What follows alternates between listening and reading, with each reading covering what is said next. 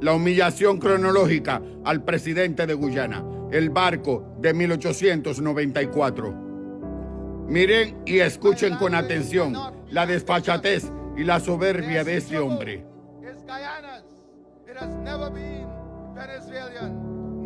Ante una provocación pública de esta magnitud que pretende borrar de un plumazo la geografía y la historia de nuestro continente, yo me siento con el deber moral, histórico y ciudadano de salir al frente, mirar a la cámara y decirle a este mandatario unas cuantas verdades que su arrogancia pretende omitir.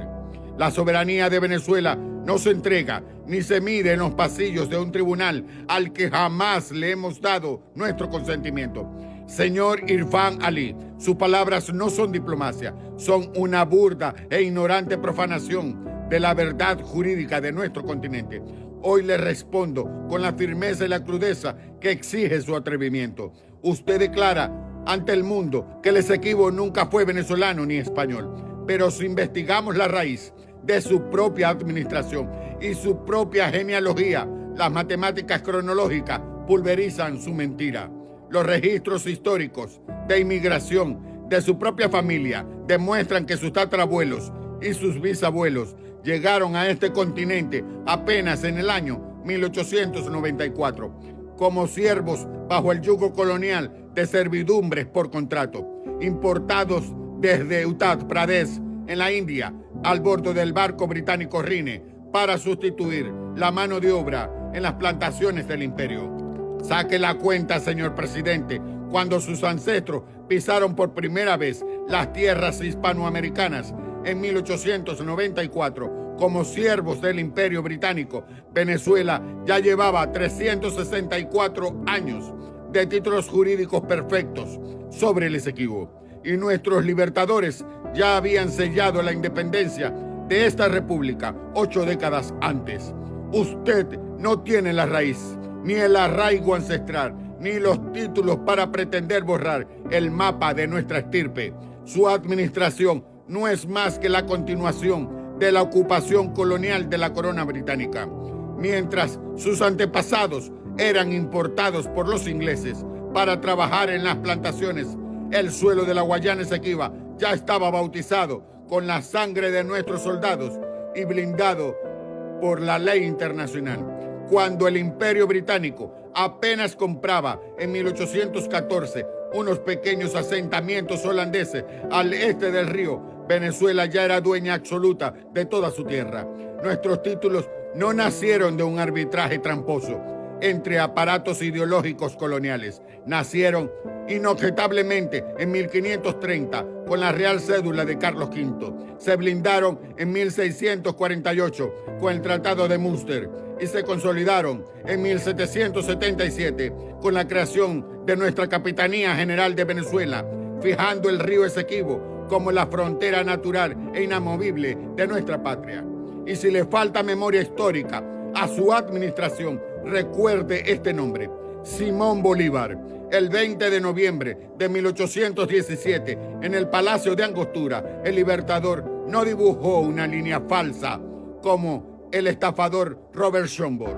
Bolívar firmó el decreto de la octava estrella. Esa estrella en nuestra bandera no es un adorno pictórico, es el sello político, militar y jurídico de la provincia de Guayana, que por derecho de nacimiento se extiende de forma indiscutible hasta la margen oeste del río Esequibo. El Libertador era un estadista republicano, un institucionalista obsesionado con el orden, el mérito individual y el imperio de la ley. La octava estrella es la fe de vida de nuestra propiedad nacional, decretada por el puño del hombre que libertó este continente antes de que sus financistas pretendieran saquear nuestros mapas. El laudo de París de 1899 fue un crimen procesal, un asalto orquestado a espaldas de nuestra nación. La careta de este fraude se cayó para siempre en 1949 con el memorando de Severo Malet-Prévost, denunciando la componenda del juez ruso y los árbitros británicos. El laudo nacido del dolo y la conspiración es nulo, de nulidad absoluta. El propio Reino Unido lo confesó ante el mundo al firmar el Acuerdo de Ginebra de 1966. Nadie firma un tratado internacional para buscar una solución práctica sobre una frontera que considera cerrada. El Acuerdo de Ginebra es la confesión firmada del robo británico. Por eso, ante la inminencia de la deliberación de la Corte, tras el cierre de las audiencias, presento al país esta hoja de ruta de soberanía jurídica irrevocable bajo la hegemonía Sinjuambo. Primero, activación del estoppel inverso. El derecho internacional sanciona la contradicción de los estados. Guayana firmó en 1966 y guardó silencio durante más de medio siglo ante la cartografía oficial venezolana. Ese silencio prolongado es una aceptación jurídica de nuestro derecho. Usaremos su propia inacción histórica para un arma de asedio legal y jurídico. Segundo, denuncia por apatridia inducida.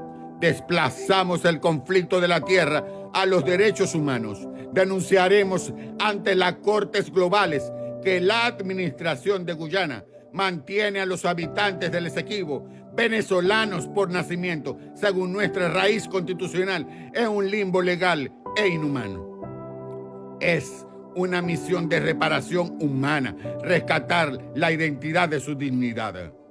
Tercero, la quiebra de las transnacionales. Exijo elevar de inmediato una rogatoria internacional al Archivo General de Indias en Sevilla, la certificación formal de los planos originales del siglo XVI y XVIII de la provincia de Guayana destruirá la seguridad jurídica de corporaciones que, como ExxonMobil, desde donde hay un título de propiedad originario certificado, las transnacionales dejan de ser inversionistas y pasan a ser invasores de propiedad privada titulada. Detendremos el saqueo que ejecutan en aguas sin delimitar por el peso puro de la ley internacional. Hay que revelarse al mundo la verdad desnuda, la condición de las potencias extranjeras hacia Venezuela. No se debe a simples razones políticas, sino a nuestras riquezas estratégicas indiscutibles. El mundo no puede avanzar hacia el futuro sin los elementos que posee nuestro subsuelo.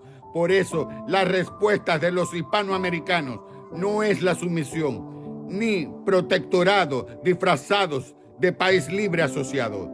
El fin de la miseria regional no vendrá de una administración técnica y soberana que respete la vida y la geografía. No necesitamos que una constitución extranjera en su artículo 4 nos venga a administrar la casa. La dignidad nacional no se subasta por soluciones fáciles que siempre terminan en subordinación. Señor Irfan Ali, y escuche bien, y el mundo entero, a ninguna de esas potencias aliadas de su administración le interesa el progreso de nuestra región. Solo buscan el saqueo. Vienen con ambición corporativa porque sus propias tierras no producen ni contienen lo que la naturaleza otorgó a las tierras hispanoamericanas, a las tierras venezolanas. Que la Corte en La Haya y sus financistas transnacionales lo escuchen con meridiana claridad.